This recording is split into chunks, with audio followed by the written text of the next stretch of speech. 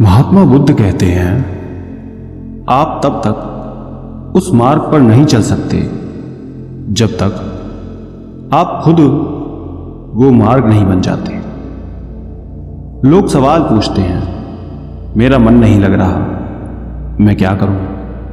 मैं मन को शांत करना चाहता हूं, एकांत करना चाहता हूं, मन को साधना चाहता हूं, हर तरह के फालतू के विचारों से मुक्ति पाना चाहता हूं, पर मेरा मन कहीं लगता ही नहीं, वो हमेशा भटकता रहता है। आइए एक कहानी के जरिए से हम आपको थोड़ा इसे समझाने की कोशिश करते हैं। एक गुरु अपने शिष्यों को ध्यान साधना सिखा रहे थे।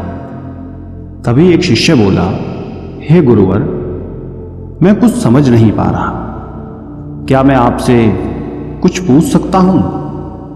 गुरुजी ने कहा, बिल्कुल पूछ सकते हो। शिष्य ने कहा, जैसे मैं पानी पीता हूं तो मेरी प्यास बुझ जाती है, या कोई भी पानी पीता है तो उसकी प्यास बुझ जाती है, तो यह ध्यान के संबंध में ऐसा क्यों नहीं होता? जब हम आपके कहे अनुसार एक जैसा ध्यान करते हैं तो हम में से कोई पहले तो कोई बाद में तो कोई कभी भी ध्यान की स्थिति को प्राप्त कर ही नहीं पाता। ऐसा क्यों होता है? जैसे पानी से सबकी प्यास बुझ जाती है, वैसे ही ध्यान से सबके ज्ञान चक्षु खुल जाने चाहिए, पर ऐसा नहीं होता है। गुरुजी ने कहा, कल किसी ने भोजन पर हमें आमंत्रित किया है, कल तुम मेरे साथ चलना, मैं तुम्हारे प्रश्नों के उत्तर वहीं दूंगा। अगले दिन दोनों गुरु शिष्य भोजन के लिए एक धनी व्यक्ति के घर पहुंचे। धनी व्यक्ति की पत्नी ने उन्हें भोजन पर बुलाया था। दोनों भोजन करने बैठ जाते हैं। उन्हीं के साथ उस स्त्री का पति भी भोजन करने बैठा हुआ था। उसने अपने सभी नौकरों पर चिल्लाकर कहा कि ये क्या बेकार सा भोजन बना रखा है, इसमें कोई स्वाद नहीं है। वो भोजन की थाली फेंक कर नौकरों से कहता है कि जाओ, दोबारा ढंग का भोजन बनाकर लाओ। धनी व्यक्ति की पत्नी ने उन दोनों गुरु शिष्य से क्षमा मांगकर उन्हें भोजन परोसने लगी। दोनों ने भोजन किया। गुरु ने अपनी थाली में 2 रोटी छोड़ दी। गुरु ने उस स्त्री से कहा कि बेटी, क्या तुम मुझे ये 2 रोटी बांध कर दे सकती हो? स्त्री ने उन रोटियों को बांधकर दे दिया। उसके बाद दोनों वहां से निकल गए। रास्ते में गुरुजी ने शिष्य से पूछा कि तुम्हें भोजन कैसा लगा? शिष्य ने कहा, भोजन तो अति स्वादिष्ट था, मुझे पसंद आया, मुझे भोजन करके बहुत अच्छा लगा। गुरु ने कहा, इससे अधिक तुम्हें और कुछ नहीं लगा? शिष्य ने कहा, इससे अच्छा और क्या लग सकता है गुरुदेव? मेरी भूख मिट गई, मेरा पेट भर गया। गुरुजी ने कहा, भोजन तो अच्छा था, फिर उस स्त्री के पति को भोजन पसंद क्यों नहीं आया? भोजन तो अच्छा बना था ना, भोजन एक ही था, तब उसे पसंद क्यों नहीं आया?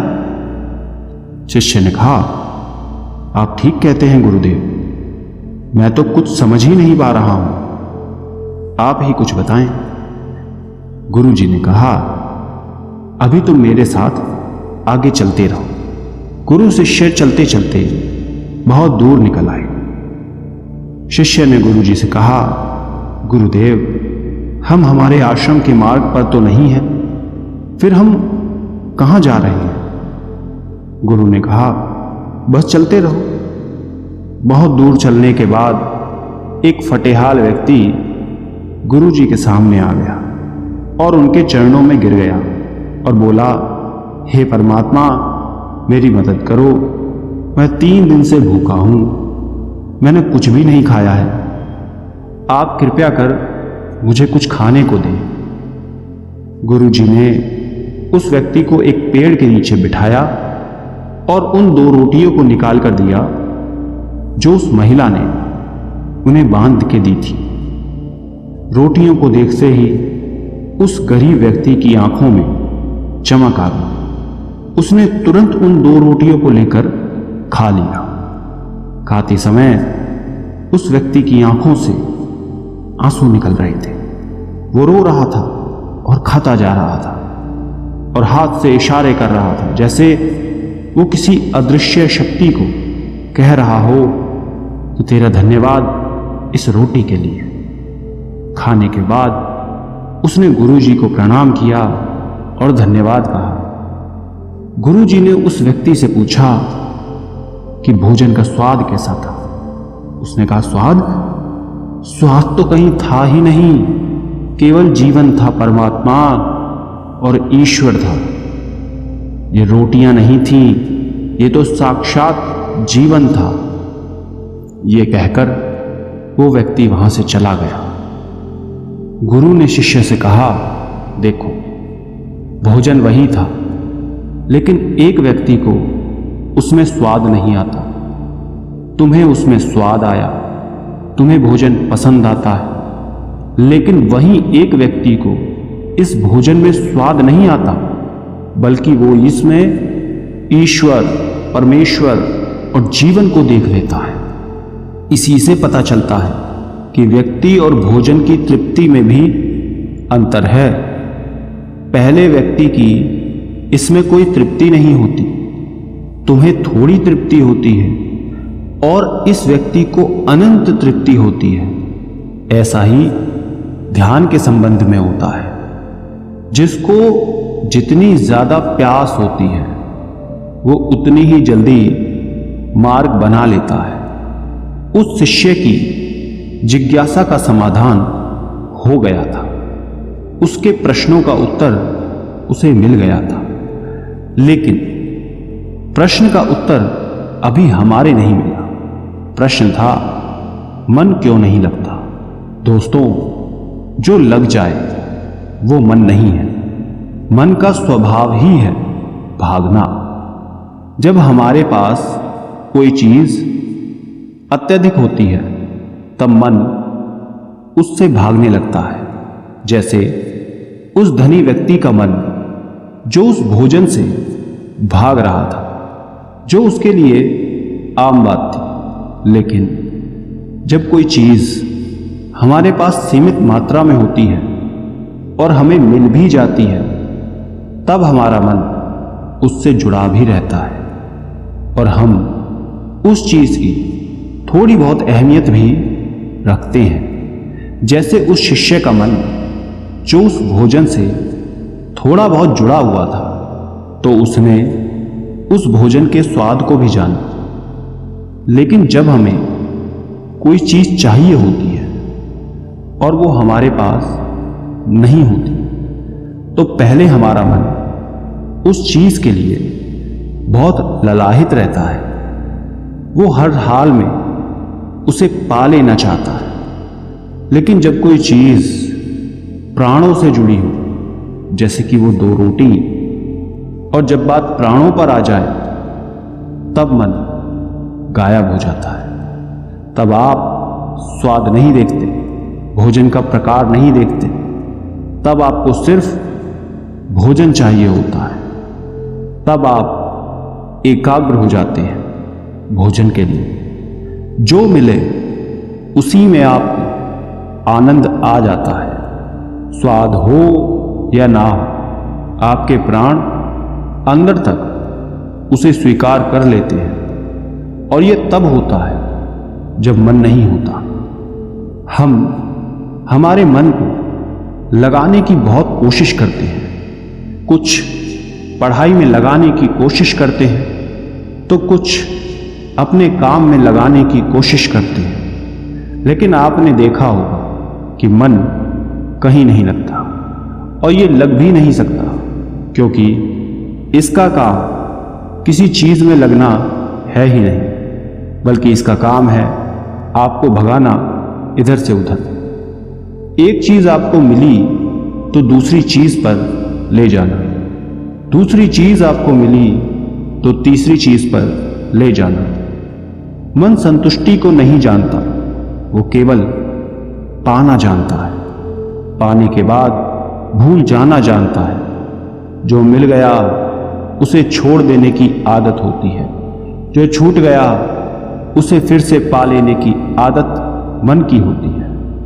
अपनी जिंदगी के पिछले हिस्सों को देखें और जानें कि क्या आपका मन कहीं लगा है, कहीं रुका है, या वो केवल आपको अभी तक भगा रहा है।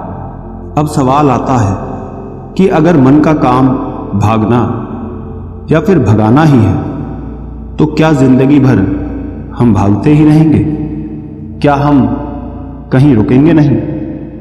ध्यान से देखो तो जिंदगी ऐसी ही है। जन्म से लेकर मृत्यु तक इंसान भागता ही रहता है, कभी किसी चीज के पीछे तो कभी किसी दूसरी चीज के पीछे।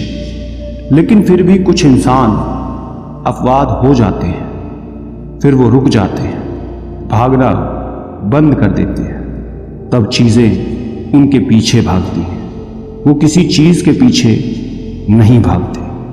इसका सबसे बड़ा उदाहरण स्वयं गौतम बुद्ध है। हम आम लोग कैसे अपने जीवन में ठहराव ला सकते हैं, कैसे हम अपने जीवन में एकाग्रता ला सकते हैं, कैसे हम अपने जीवन में अपने मन को, अपने आप को नियंत्रित करने से रोक सकते हैं। और इसका एक ही रास्ता है, वो है ध्यान। ध्यान व्यवस्था लाता है, मन भागता है। ध्यान ठहराव बुलाता है, मन लालच देता है। ध्यान लालच को देखने की दृष्टि देता है।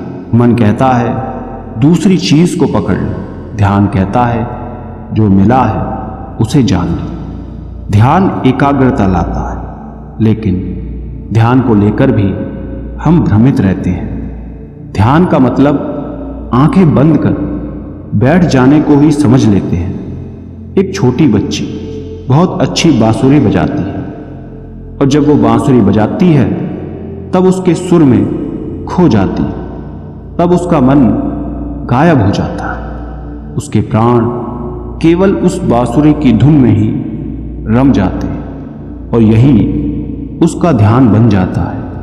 लेकिन ऐसा इसलिए होता है क्योंकि इस लड़की को उस बांसुरी में रस आता है, आनंद आता है। यही उसकी प्रकृति है। वो वही कर रही है जो वो हो सकती है। एक अध्यापक है, जब वो अपने छात्रों को पढ़ाता है तो उसमें खो जाता है। वो अपने प्राणों से उस पढ़ाने का आनंद लेता है, उसमें रुचि है उसे।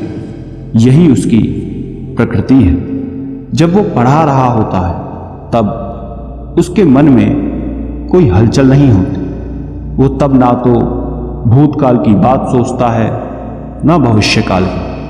वो केवल वर्तमान के क्षण में ही रहता है, और यही उसका ध्यान है। जो व्यक्ति जो है, अगर वो वही होने लगे तो उसमें स्वतः से ही ध्यान घटित होने लगता है, वो एकाग्र होने लगता है। लेकिन जब व्यक्ति कुछ होने की कोशिश करता है तो उसका मन हावी होने लगता है, एकाग्रता टूट जाती है, और तब हम भागते रहते हैं। सब कुछ पा लेते हैं, तब भी सोचते हैं कि कुछ रह गया है, और ये अधूरापन कभी पूरा नहीं होता। क्योंकि जो आप हो सकते थे, जो आपकी प्रकृति थी, वो आप नहीं हुए, बाकी सब कुछ हो गए। ऐसे ही आप हमेशा अधूरे रह जाते हैं। तब मन कहीं नहीं लगता। मन की प्रकृति ही लगने की नहीं है। जो लगता है वो एकाग्रता है, वो ध्यान है, और जहां आपको एकाग्रता मिल जाए, समझ लेना वही आपके लिए बना है, जिस पर चलकर आप संपूर्ण हो सकते हैं। दोस्तों, आपने क्या सीखा कमेंट करके